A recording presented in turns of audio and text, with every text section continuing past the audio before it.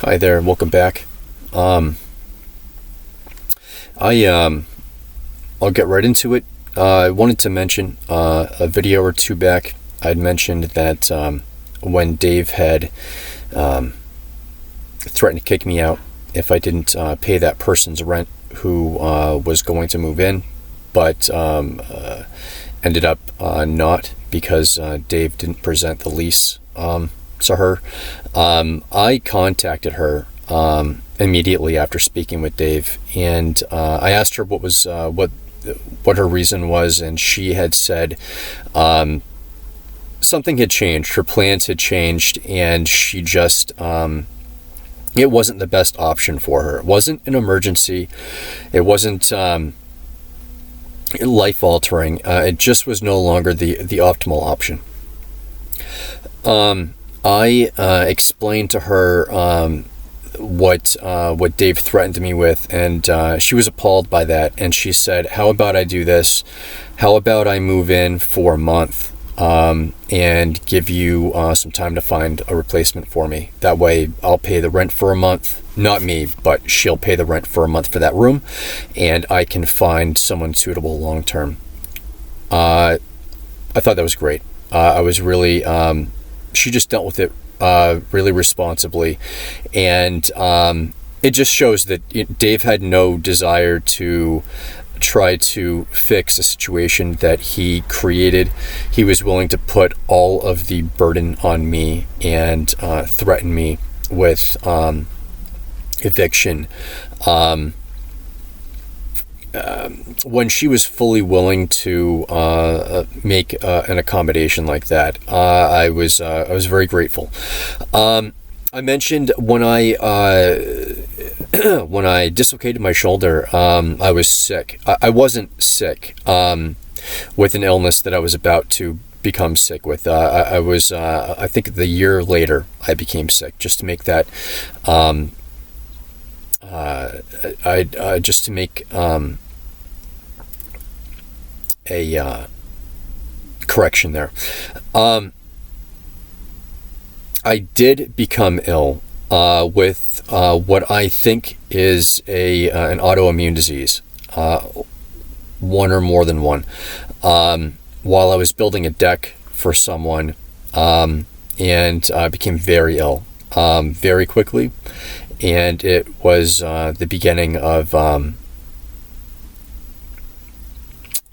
what this is probably 8 or 9 years later now. I still deal with this. I went to the doctor. I'm not going to spend much time on this. I could go on for quite some time talking about this, but it was it cost me all sorts of money. I was unable to work. I finished that deck. I built that deck with one hand. Rendered my I'm right hand dominant. Rendered my right hand useless. One of my fingers swelled up. Couldn't swing a hammer. I couldn't drive screws. It was very, very difficult. I had someone else helping me out with that deck, luckily, and but it affected work ever since then. I've lost a lot of money because of this illness. I went to a doctor expecting that I would be sent to a rheumatologist. He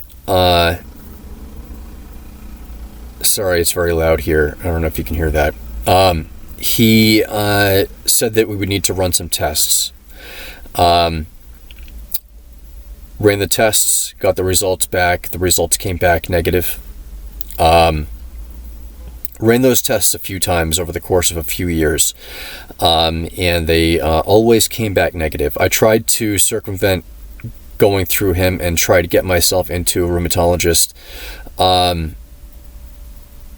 couldn't do it. You've got to have a doctor give a referral, unfortunately. Sorry for moving that camera here. I would later find out that those tests that he was giving me were the wrong tests. I didn't know that at the time. I would have gone to another doctor. I had no idea. I had faith in him. he was running the wrong tests, and I suspect he was running those tests knowing full well that that's exactly what he was doing. And I continued to get sicker. I told him I was missing work. It was affecting me so significantly. I was really diligent about presenting to him all of the symptoms that I was suffering from. He wasn't interested in looking at those. I had documented them all I listed them all for him. There were many. Looked like lupus to me. I'm not a doctor, I understand that, but looked like it was probably lupus or perhaps Crohn's. I had an aunt who died from lupus, an uncle who died from Crohn's. I had mentioned at one point keeping money in a safe, and I did that instead of putting it in the bank because back when I was unemployed in 2010, Maine Revenue Services went in my account and took all of my unemployment funds. What I would do is every 2 or 3 weeks, I would dump all of my unemployment funds from my card into my bank account. I did this for a couple reasons. I would hold off for a couple weeks because just traveling to my bank it would cost some amount of money in gas. And if I didn't absolutely need those funds, I would try to make as few trips to the bank as possible. Secondly, I wouldn't use that card for transactions because there were transaction fees. So I would want those funds to be put directly into my account. One day I put 3 weeks worth of funds into that account. I had not realized it and the bank did not tell me, but the Maine Revenue Services had commandeered that account. I deposited all of my unemployment funds in there and they were immediately extracted from Maine Revenue Services, leaving me with zero in my account. I had no income. I was unemployed. From that point on, I did not trust banks whatsoever. Had I been a teller at that bank, the teller that I was interacting with that day, I would have said, "Sir, before you deposit your money in this account, I want to let you know that there's a lien on it right now that Maine Revenue Services has placed." Perhaps they're not supposed to say that. I don't care. If I had been working there, to hell with the rules. I would have told that person, your unemployment funds will be unusable to you if you I have no respect for rules when they undermine someone's safety. I don't recall how I got out of that dilemma, but it was very difficult. That's why I from that point on kept very little money in a bank account and always kept it safe. I just wanted to make those clarifications. I was about to go on further. I think what I'll do is stop the video here and I will continue where I left off in the video prior to this one. That might just be a better transition. Thank you. I'll see you in that video, hopefully.